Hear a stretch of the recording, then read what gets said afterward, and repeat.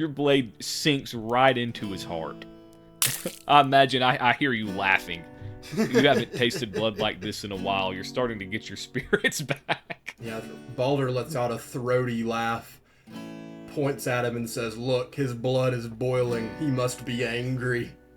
Hello everyone, welcome back to Tales of the Ironsworn. I'm Mortimer, this is Baldur. Listen, we don't want to waste any time, we're jumping right in. Baldur, hit us up with the narrative, what's going on? So we're squinting from the dark woods, walking into this clearing when we're approached by that group of guards. They point their spears at us, pushing us back, jeering at us, ready to kill us. One of the guards in the back points at Bronwyn, the big man in our party, and says, "I would know that big bloke anywhere.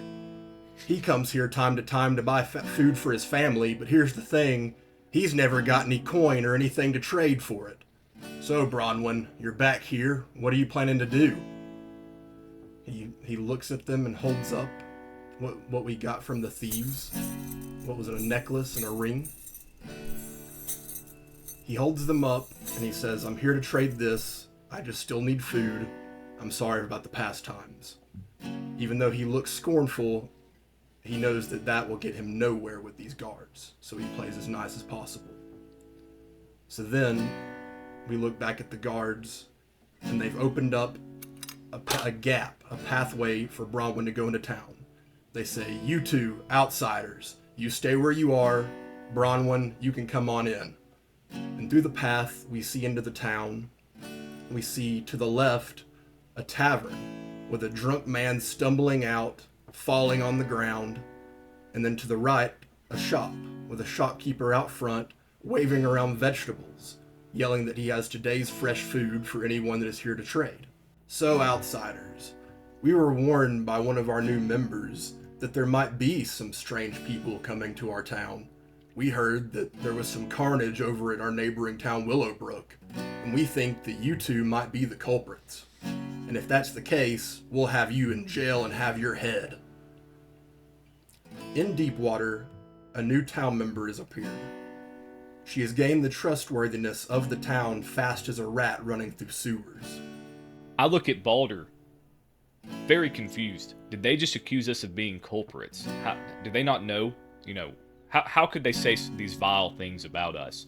I whisper to him. I don't want the guards overhearing me at the moment, and who knows who this other shady character is. But I don't trust these guys. We can't let them take us hostage. We have to somehow get out of this situation. If they're accusing us, there must be some twisted things going on here at Deepwater. Baldur asks, "What's the name of this new person?" And the guards look taken aback. They didn't expect to be questioned themselves. They are the guards. But they decide to say, "Her name is Rowena Frostfall, and she's helped us in many ways. She's been one of the most valuable members of our settlement we've ever had." So I whisper back, and I'm wondering, how are we going to get out of this? It looks like we're about to be executed if we don't do something fast. I'm actually renowned for my ability to lie my way out of situations like this. What do you say we tell them that we're the guards of Willowbrook? Yeah, whatever it takes to get out of this sticky situation. I don't trust them. I don't trust this Rowena girl. I say girl, do we know? We don't know much about this person other than their name. So yeah, whatever we have to do.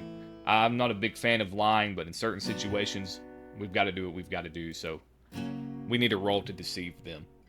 "Well, Mr. Guard, I understand that you have a new valuable member of your town, but me and my friend Mortimer here are actually the only members of the Guard of Willowbrook. And you may have not have heard of a guard from there before, but since the carnage, we were appointed and told to come here about what had happened. It seems you've already heard. I'm curious if this new valuable member isn't someone trying to pull a fast one on you. So, what do you say you take us to your leader, and that way we can talk to them and see what's going on here?" So now that Baldur has lied to the guards about his identity and Mortimer's identity, he will roll a compel roll. Baldur has the asset of a pretender. When he establishes a false identity and rolls a strong hit, he can add 2 to make moves using this identity to deceive or influence others. So I'm now rolling to establish the false identity as a guard of Willowbrook. A 3, a 5, and a 4. My shadow is a 1, so it's a weak hit. So Weak hit. here, fourth, I add 1 onto all influential rolls, such as compelling the guards. So Nice. I'm going to go ahead and compel the guards to see if they'll take us to the leader of Deepwater. To give the context while he rolls, this is a lie swindle roll into compel using his shadow. The lie's been established. Let's see if they fall for it. All right, it's a 3, a 6, and a 3 plus 1, so 3, 6, 4. But then also I add on my shadow as well because it's a lie and a swindle. Correct? Correct. Okay, so I mean it's still just gonna be a 5, so it's a weak hit. Okay. On a weak hit, as above, meaning it worked. They fell for the lie. But, however, it's not that simple. They're going to ask for something in return. We envision what they want. If we don't know, we ask the Oracle. So they believed that we're the guards from Willowbrook. They're going to let us in. They're going to let us in the town. However, it's not without any strings attached. So what do these guards want from us, Baldur? What are they asking in return? They ask us to And if turn we over don't our know- weapons. Sounds good to me. So, I begrudgingly take out Soul Render from its sheath. I've not parted with this blade in quite some time, at least it's not been out of my eyes. But I know the greater good is at hand, so I hand over the weapon, knowing that I am not leaving this town before I get it back. Baldur, they look to you to grab your weapon as well. I hand it over. I tell them, I believe this sword is cursed, so be careful handling it. If you go to do harm with it, it may bite back. They laugh at you thinking, curses. We don't believe in curses. Mock you even further, but it doesn't matter. You know, you kind of think in your mind, they'll see. So they lead us into the town. I propose, Baldur, man, we're out of stock. My supply's 1. I'm pretty sure your supply's 1. I'm going to go resupply us. I may do a little healing on the way as well, but we're in the town. Bronwyn got his food. Bronwyn's headed back to Willowbrook at this time, so we're not going to run into him here. So I'm going to take a moment to resupply. In the meantime, you do whatever you want to do, but I'm going to go to the shopkeeper that we saw earlier with the vegetables and see if he can help us with our supply. I'll wait on that. I'll wait on that roll. What are you going to be doing in the meantime? Sounds like a plan, Mortimer. I just saw that drunk man come out of the tavern, and I think I want to get to the same place as him. It's been a long time since I've had a good drink. So I walk into the tavern, and as I open the door, I hear a tankard slam against the bar and the commotion of loud voices. I feel back at home. I respect that. I'm not into it at the moment. My mind is one track. I've got to get us some supplies, so I let him go to the bar. And to kind of split narrative here for a second, I leave Baldur at the bar. I walk over to the shopkeeper. Jovial man. I'm devastated. The guards took our weapons. No idea how we're going to get them back, but the smile of this shopkeeper, the jovialness that he has, I can see the goods he has. The people around are smiling. This is a pretty happy place, a pretty jolly fellow. So immediately I feel a sense of welcomeness. And so I don't feel like I have to compel him or anything. He's a shopkeeper. I need supply. The only issue at hand, however, is I have no money. I have nothing to give him. So I do think with that being the case, I would need to compel him to see if he can be a little sweet and throw a bone to a guy, to an outsider. So I do approach him and I ask the man, hey, you have no idea who I am. I can sense your happiness from afar. Would you be willing to extend some of that, extend some kindness, extend some charity to an outsider? I'm going to compel him to see if he'll throw me a bone. Charm, pacify, barter on the compare roll. Rolling heart. My heart's a 1, so we'll see what happens. Alright, rolling the die. It's an 8, a 1, and a 2. So it sounds like a weak hit. It's a weak hit for sure. So on a weak hit, as above, he agrees to throw me a bone, but he asks something of me in return. Envision what he wants. Ask the Oracle. I say we do ask the Oracle here. I'm very curious to see what the Oracle says about this situation. Alright. So roll a theme first. Let me pull up the Oracle sheet. Correction, roll an action first, and then we'll roll the theme to see what the oracle says the shopkeeper wants from you. All right, a 36 for the first. 36 is suppress. Interesting. Maybe he doesn't like Rowena. Could be. We'll see what the theme roll is. All right, I'm now rolling the second. It is a 19. Suppress death. Interesting. The way I feel this should go, and you interject if you feel differently, Bronwyn, if we don't like how this is going. Suppress death to me reads that he has somebody close to him who is dying, and he asks if I could help him suppress that, slow that down, if I can heal whoever it is that's dying. Are you okay if I move forward with that? Absolutely. Okay, so the shopkeeper agrees. You seem like yes, you're an outsider. We don't really take kindly to outsiders around here, but I'm different. You know, I see all as all. You know, you seem like a nice man. I agree to help you. However, you don't have coin, but I still require payment of you. My daughter is just inside, laying sick on her deathbed. I can sense that, again, you're an outsider. Something's different about you. Would you be able to help her? And I say, I can try. So I will attempt a heal roll to try and heal his daughter and suppress death that she is going. And let me remind myself on this heal roll how it would work. Now, are you going to swear an iron vow to help him? Nah. Okay. I don't think so. All right. Because it's either it's going to work or it's not with this heal roll. So it's... Fair enough. Yeah, there's not much to really milestone on that. It's a wits roll. Man, I don't think my... I'm not sure my wits are good either. My wits are a 2, so maybe. We'll see. Let's see if I'm able to suppress death and heal his daughter. All right. Rolling for it. And we've got a 7, a 9, and a 3. So that's going to be a miss. A miss. My 8 is ineffective. Pay the price. Roll to pay the price. All right. Paying the price. An 11. An 11 is I'm separated from something or someone. You know, I'm going to go ahead and scratch that pay the price roll, because I think there's a very logical one. His daughter dies. I mean, I was ineffective in the healing. She, in my arms, dies. He weeps. He's distraught. I'm shocked. I can't believe it. You know, how could I have let this happen? However, he is understanding. It wasn't my fault. He understands that, hey, I didn't kill her.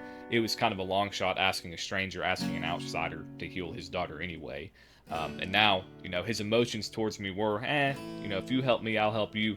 Now he just wants to get me out of there. He wants some alone time, so he says, I'll help you. Take what you need. So I roll to resupply for us, and then I'm done with the shopkeeper. All right, before I roll, so he said take what you need. So we could say, do you think you take enough provisions for me as well? Do you take enough for the party or just for yourself? So we share supply. That is one stat track that we share is our supply. So it is for the party. Okay. All right. And what kind of roll am I doing? A regular challenge roll? Let's see. Yeah, it's regular challenge. It's a resupply, so it uses my wits, which is 2. All right. It's a 7, a 1, and a 3. So a weak hit. Mm-hmm. I can take up to 2 supply, but I suffer 1 momentum for each. We're at 1 supply, so we definitely need it. I'm at 5 momentum, so I'm going to go ahead and drop down to 3 momentum and give us the +2 supply. Sounds good. I can figure out my momentum later. So I've stocked us back up. I've resupplied. I'm a little low on health. I'm a little low on spirit. However, my main goal at that moment was to get our supply up, and I've succeeded. So I'm just kind of slowly walking back to the tavern, greeting people as I do, trying to get a feel for the town. I'm just really waiting for you to come out. I don't want to get in the middle of what you're doing in there, Bronwyn. So you take it away. What's going on in the tavern? So everything went well in the tavern. I was offered a free drink. Might it be several free drinks? And I know that time is probably getting short. We need to get on to our business. We don't have time just to lollygag inside of taverns. So I go ahead and get up, and I realize perhaps I drank more than I intended to. And I go to the door and really fall into it, burst outwards into the outside, stumbling drunk as shit. And I look up, I see Mortimer, and he's smiling and waving. It looks like he's gotten some new provisions. That's great news. But then behind him, I see that the guards are approaching us again, and they don't look friendly. And behind the guards is a woman with strange hair and very fancy garments to be in a place like this. So I call out to Mortimer, "Look behind you. There's some sort of weird woman, and look at those funny little clothes." I'm appalled by Baldur's actions, but I do look behind me, a little embarrassed, and I in fact see the woman approaching, and funny little clothes was an apt description. And the guards continue approaching us. One of the guards calls out, "Baldur, Mortimer, that was your names, right? Well, we have some more business with you. Rowena here, one of the most trusted of all the members of Deepwater, says that you are in fact the culprits, and she has it on strong evidence. So, you are under arrest." Rowena from behind them puts her hand up, telling the guards to be still. She walks forward, and we're hit with a blast of power. It's wind. Mortimer, I think, braces it, but Baldur, as drunk as he is, falls straight to the ground. He's been on the ground a lot lately. Anyways, they feel their arms are pushed behind them, their limbs are frozen in place, and they look down each and see that there is a strip of earth wrapping itself around their wrists. And it dawns on them in that moment that they might be dealing with an elementalist. After dealing with my ancestor Garrick and how he summoned the tidal wave to put out the fire in Willowbrook as a dead man, it kind of haunts me a little bit that, yes, this is an elementalist, and she is probably a force to be reckoned with. So we are stunned, struggling, squirming. Me so much more than Baldur's, he's just laying there laughing, just out of his gut, a gut-wrenching laugh. He's taking all of this to be amusing. But she eventually sends another blast of wind to knock us out. The guards pick us up and lead us to the prison, and we wake up in the prison cell together. But we hear breathing. It's not mine. It's not Baldur's. We both wake up stunned, and we see there's another man in there with us. So yeah, in the corner of the jail is a man who's clearly not shaven in a long time. It looks like he might have been here a while. His breathing is raspy. He doesn't seem to be in good health, but all the same, he greets us. "Hello, friends. It seems you've found yourself in the same unfortunate bearings as me. What have y'all done?" And we both kind of shrug. Baldur rubs at his head, grunts, and is like, "What happened? My head hurts." Looks to Mortimer for an explanation. Yeah, you remember the guards from earlier I asked, and you nod, yeah. I said they had a friend with them this time, and you said some not nice things about her, angered her. She summoned earth, summoned ice, summoned wind, summoned the elements, and I kind of paused to let that sink in for him for a second. And she accused us of what happened in Willowbrook. Said she had cast iron facts. She knocked us out with a gust of wind. The guards I imagine, drug us here, and I don't know what time it is. I don't know how long we've been here, but that's how we got in this predicament. So the man in the corner looks up. He says, "Well, I've been here long enough that I've got a good tell on the time. I'd say it's right in the middle of the night. It could be 1 a.m. now." And he says, "You've got the right idea of it. This woman is a controller of the elements, and there aren't many of her kind in this country, but I've heard that she could be one of the most powerful. And I can't tell you much about it, and even if I could, I wouldn't, because I'm only going to tell someone that is very powerful, because I've got one chance to save my own self, and I don't know if I want to waste it on you people." On a drunk and on a scrawny guy without a sword. So Baldur looks at him and says, "Well, I may not seem like much. I am just hungover right now. But back in my town of Swiftwind, a country over, I was a renowned fighter, known for the most powerful combat prowess in all of the region. I took on many people in one-on-one combat and defeated them all. I used their own weapons, because when combat, You can choose your weapon, and I choose theirs, and I defeated them with their own. Therefore, I am the best. And if you'd like to take me on now, let's raise our fists. We can do this without weapons. However, he realizes, even standing in his undergarments, that he feels a weight around his waist. A familiar weight that he's felt for the last couple days. He's not used to the weight of a sword, but he looks down and sure enough, the red, cursed blade is still at his hip. And one thing he does remember for sure is that when they entered this town, the guards removed them of all weapons, made sure that they were not armed. So how is this cursed blade at my side? Mortimer, did you get this blade back from me? I was about to say no, and I was going to make a suggestion. You say the blade's cursed, right? Whenever you wield it, it burns your hand. Oh, yeah. You warned the guards that if they wielded it, it would burn them, but let's test something. How likely is it that it would burn someone else? Maybe it's just you. So let's roll a likely. It's probably almost certain that it's cursed to you and you alone. So let's roll and see what that gives us. All right, making the roll. It's a 51. 11 or greater, almost certain. The answer is yes. So the blade is only cursed to you. I grab it from its hilt, swinging it in the air. Nothing. I hand it back to you, and you immediately can feel it tingling on your skin. We don't really know why it's bound to you. I mean, I guess it was handed to you. Maybe we learn more on that later, but it's almost certain that it's only cursed to you. So maybe there's a bond there that we don't understand. So the man in the corner looks back, just blown away. How did you get a weapon inside of here? The guards are very thorough in Deepwater. They would have never allowed a weapon inside. And cursed, you say it is. It sounds like a powerful weapon. How did you get this? Baldur recounts the story of Willowbrook and how they saved the town, how Mortimer has an ancestor that watched a tidal wave saving the town, and then assuming that would show that they were powerful enough, he says, so can you tell me more of what you know about this Rowena? Do you have any idea of how we can get out? And he says, well, I'm not exactly sure how we could get out, but I can tell you more about Rowena if we get out. So, I, Baldur, propose that we swear an iron vow that we're going to save ourselves and help this man escape as well. Absolutely. I second that. I grab the jail cell... hold on.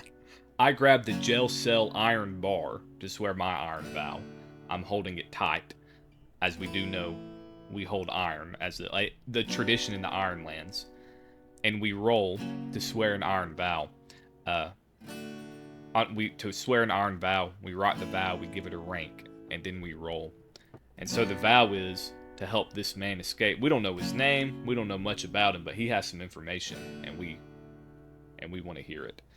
So, what rank do we want this vow to be? If we don't know, we can roll for it, but I mean, we're in jail. You have your sword, I don't have mine. We're here with a man who seems withered and weak. He's been here for a while. So I don't think it's the easiest thing to do, but I'm not sure it's necessarily impossible to do either. So what are you thinking? What rank is this iron vow? I think it's dangerous, but there's one catch, is that we have to get your ancestor blade back. Yeah. Oh yeah, for sure. And do we think it's here? I mean, they took it outside the village. Where is it? Maybe in the guard's office? Yeah, the guard's office is probably connected to the prison. Do you know anything about that? By the way, looking back at the man in the corner, what is your name, sir? Now, do we want to roll for information, or is he just going to tell us? I think he doesn't I mean, he wants out. We're his best shot at the moment, but I think we have to roll to compel, to gather information. Are we convincing him, or are we just asking him a question to gather information? We're looking for the information, so we'll roll.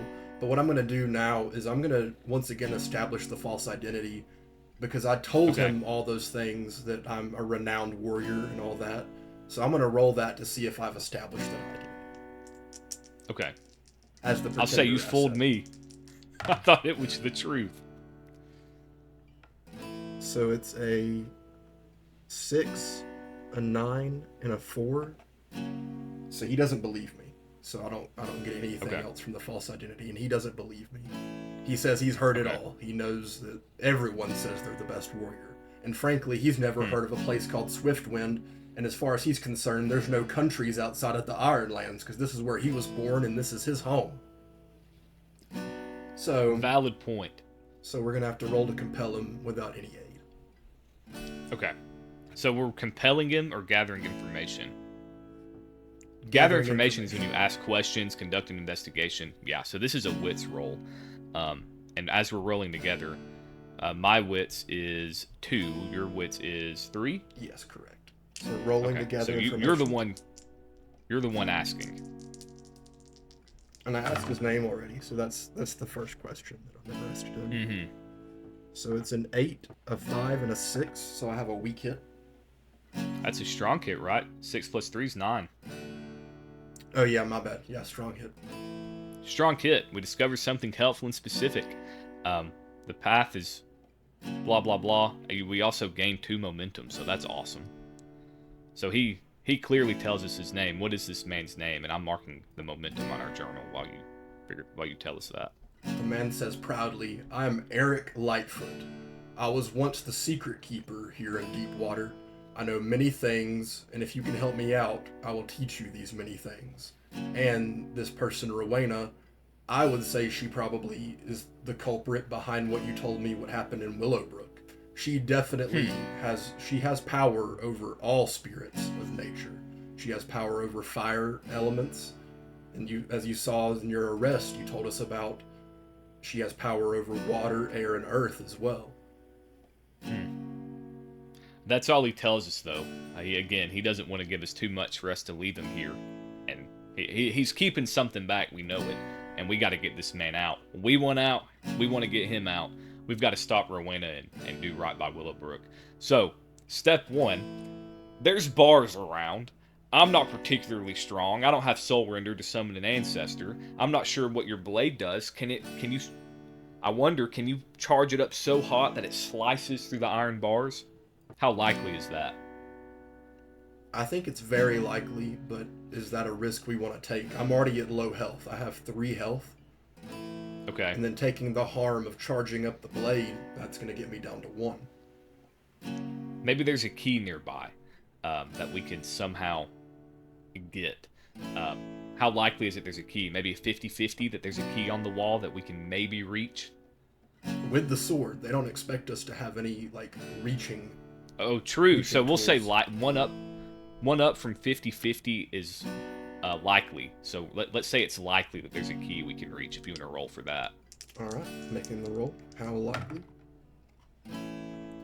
It is a 20. Okay, so 26 or greater is a yes, so it's a no. There is not a key that we can reach with the sword. So we're kind of stumped. No key. We don't want to cut through the bars. Again, I asked the question, how likely is it that a guard's about to patrol, and maybe we can snag a key off of him? It's the middle of the night. They hear talking. It's probably very likely they're about to send somebody to check us out. I'd say almost certain. Okay, almost certain we're looking for an 11 or greater. And it is a 97. Okay, yeah, there we go. So a guard rounds the corner, gruffly saying, "Hey, what is this commotion?" And he walks by and looks at us. He recognizes us and we recognize him. He's the one who threw us in here. We woke him up from his slumber, so he's very angry. We happen to notice that there's a key on his belt, and beforehand, you stashed the blade as soon as we heard him, so he still has no idea you have the blade. But we see a key on his belt, and so we have to come up with a story to keep him here long enough for one of us to slowly reach out and grab the key. So I say you come up with a grandiose tale. What if we grab him? Grab him through the bars, and as you're holding him, the other one grabs the key. I'm the more threatening one, right? Yeah, I think threatening roll. You grab him, and I think I put my blade to his neck. Okay, and make him give us the key? Yeah, you know how to open us and let us out. So you move a muscle, you make any noise, and your life ends. Okay, Deal. So threaten is an iron. We're rolling with iron, and my iron is quite high at a 3. So I say we do it. So roll to threaten him. A 1, a 5, and a 1. It's a weak hit. So a weak hit. So it happens, So I've got him by the collar. The sword's to his neck. He asks something in return. He just wants his life. We very easily could end him right now, but he begs for his life. And it's kind of hard not to after what he's done to us, the embarrassment, the imprisonment, the ridicule, the blame of what happened to Willowbrook, but we agree to spare his life. I'm not sure we were going to kill him anyway. So we get the key, we tie him up with rags we found in the jail cell, we leave him in the corner, and now we're really off on our adventure. So we open the jail cell. I believe that's our first milestone of getting Mr. Lightfoot out. Absolutely. But also, it's a little more dangerous right? now. Yeah, so I think we have to roll a danger roll. While you roll that, I'll mark our progress on our path. And I'll tell you what we're rolling is speed, agility, precision is edge, charm, loyalty, courage is heart, aggressive action, forcefulness, strength is iron, deception, stealth, trickery is shadow, expertise, insight, or observation is wits. It's a jailbreak. We're trying to be fairly stealthy, right? Right, and we probably want to ask the guard if he knows anything about where your sword is kept. Deal. So before we face danger, because I say it becomes dangerous when we step out of the jail cell, let's roll to gather information. Alright. It is a 9, a 4, and a 3. And that's with wits. So, with wits. Yes, it's a weak hit. Okay. Weak hit. The information complicates your quest or introduces a new danger. Envision what you discover. Add 1 momentum. Ask the Oracle if unsure. Do we want to spice it up a little bit and see what the Oracle says about my blade and where it is? Let's do it. Okay. I'm adding our momentum as you roll. Give me the first roll when you have it. Alright, the first roll is a 25. Okay. 25 on the action page is eliminate. Okay. The theme, second roll. A 62. 62. Eliminate family. Interesting. Oh no. I'm not sure what we do with that. The question was, where's the blade? The Oracle says, eliminate family. I wonder if I must lose something near to me for him to tell us what he knows. The nearest thing to me is Soulringer. I wonder if I make him a promise that I'll give him my blade once we find it, and then we see if I actually have to do that. I tell him that my blade's very near to me, family ties to it with my ancestors. If he just tells us where it is, I'll let him have it for free, and he can make a pretty penny off of it. Again, my intention is I'm not going to, whether we have to fight him later or not. Just at the moment, the statement to him is, eliminate family, you can have my blade if you tell us where it is, and he agrees. He tells us that the blade is in the guard block right outside before we escape the prison.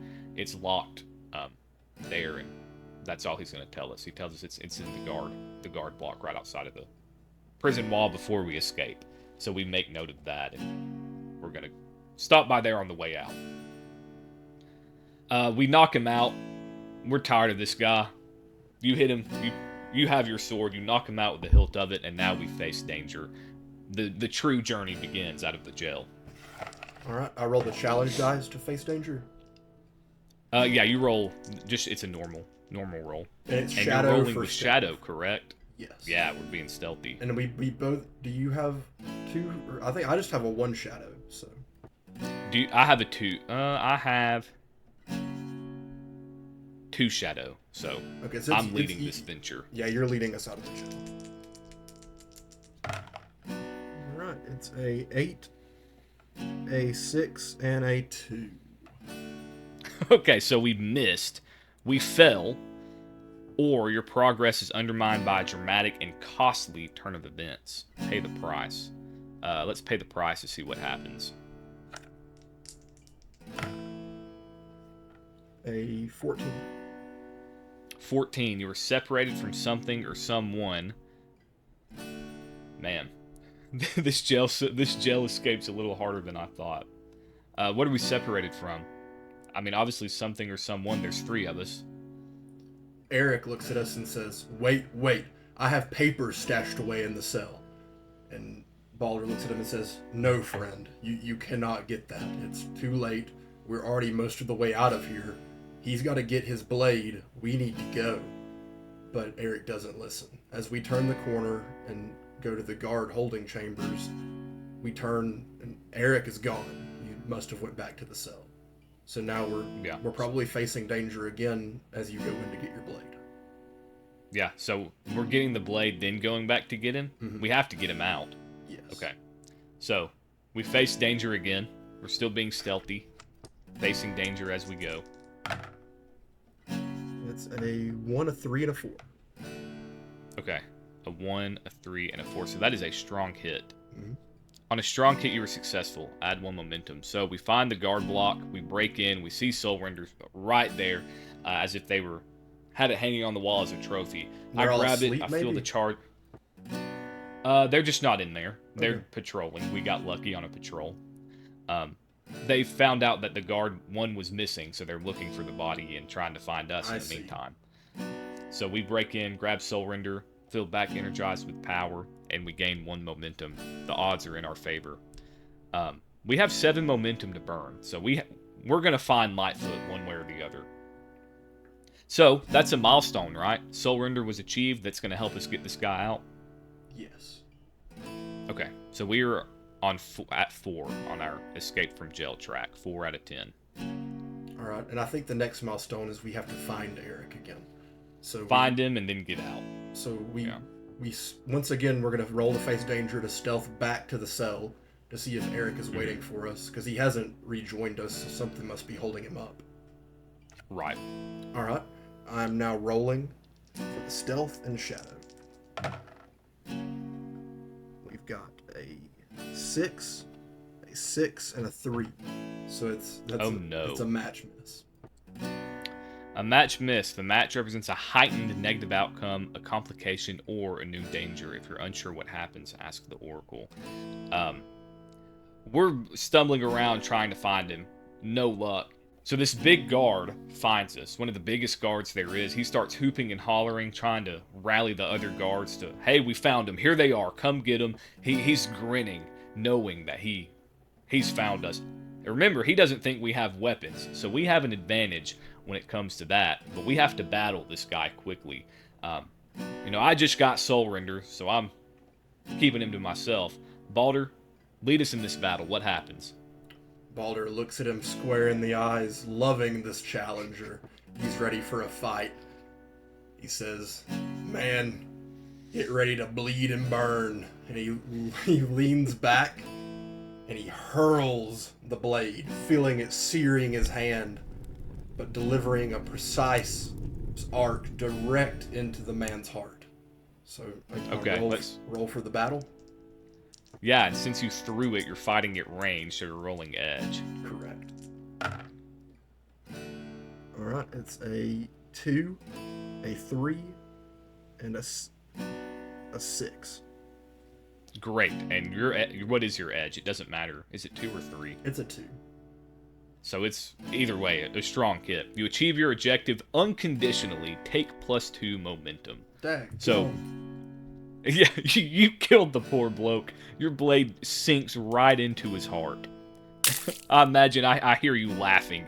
You haven't tasted blood like this in a while. You're starting to get your spirits back. Yeah, Baldur lets out a throaty laugh, points at him and says, "Look, his blood is boiling. He must be angry." You don't have time for your blade, knowing it'll magically return to you. So we take off to the cell. And I lose 1. And we make it. Oh, true, because it did burn your hand. How much health are you at now? I'm 2? at 2. We have to be careful. Well, we pull up to the jail cell. What do we see? I'm okay with not rolling. I think Eric just got his papers. That guard had confronted him and told him to stay there, but we just killed him. Mm-hmm. So now there's really nothing blocking our passage. Okay, so we grab him. I'll say this: we face danger. Our hopefully last attempt to get out of here, but things are on high alert. There's 2 guards missing now. I'm not sure it's stealthy anymore.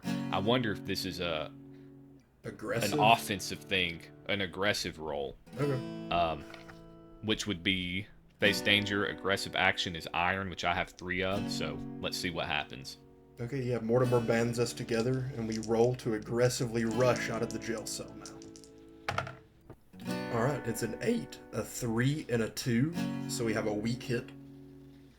Okay, not what we wanted, but we still succeed, but we face a troublesome cost. Choose one. We're delayed, lose advantage, face danger, we lose a momentum. We're tired or hurt, endure harm. We're dispirited, afraid, lose stress, we sacrifice resources. -1 supply. We've got momentum to burn. Losing 1 doesn't... It slows us down a little bit. We lose a little bit of our steam, but we lose 1 momentum, and we barrel out of here. We don't kill everybody, but we at least knock them all out on the way. And we were outside of the prison wall. We found the man, which was the 3rd milestone we forgot to mention. That would have been our 3rd milestone. So the Iron Vow was to get him out. We're at a 6 out of 10. Before we can really go through the last wall, we have to really see if we completed this Iron Vow or not. Alright, how much did you say we're at milestone-wise? 6, because that would have been our 3rd milestone. Alright, are we going to go and roll for Wait, it? No. I have us at 6 out of 10. Well, I killed killed that guard, which I think is a milestone. So 8 out of 10. Yes. So yeah. Alright, let's go ahead and roll then. I mean, that's very good. Absolutely. Alright, rolling to complete the Iron Vow. A 1 and a 5, so we handily beat. We complete the quest. Awesome. Quest is complete. We did it. We got out of prison. We got Mr. Lightfoot. Eric, was that his name? Eric Lightfoot out of prison, the secret keeper. We mark our experience. It was dangerous, so we each received 2 experience. So I am at a total of 3 experience now. Obviously, we can do stuff with that, but I don't think we have much time left this episode, so we'll worry about it later. But we got him out, and he promised us if we were to get him out, he would spill his guts to us. But I think we may wait until next time to see what he has to say. Thoughts? Yeah, as we are fleeing the town, we turn back and we see Rowena standing there with someone who is very well dressed. We could easily guess that that is the leader of the settlement. And she's smiling. She turns to talk to them. He looks angry. He is urging his guards forward, but she once again raises her hand, showing that she's truly the one in power here, and says, no. Or it looks like she calls them off. We can't hear them from this distance. And the guards stop coming, he stops yelling, and she just continues smiling. And then we see a bright light in the nighttime. Behind her arm, or behind her back, she's holding her arm, holding an ember in her hand, confirming for a fact that she is the elementalist. We've seen her wield all 4 elements. There's still more info to be heard. We don't know 100% she's who hurt Willowbrook. We don't know why, we don't know when, we don't know much. But we feel in our hearts that she is an elementalist, to say the least. And so I would imagine that's a milestone on our stop the fire spirit, would you say? I would say so too, but I think we get 2 milestones. We have this person here who can help us, and even though what he tells us may not be helpful, we still have him. He has those papers that he got back from the cell. That might have some stuff on it. So we have that milestone, and then the fact that we know that she's an elementalist. So 2 milestones. Deal. 2 milestone, absolutely. So we're working our way to stopping this fire spirit and avenging what happened at Willowbrook. So that's the episode. That's the journey. Quite a wild ride. The jailbreak could have gone a little smoother, but that's the game of Ironsworn. You never know what the roll, what the dice may say, and what narrative decision you have to make on the fly. So those are my final words. Thanks for listening. Thanks for the likes. Thanks for the comments, for the shares. Thank you for your continued support. Baldur, do you have anything to say as we close out? Yeah, just thanks for listening. And Baldur looks down at his hip, and once again the cursed sword is sitting there, blood dripping from its blade. We'll see you next time.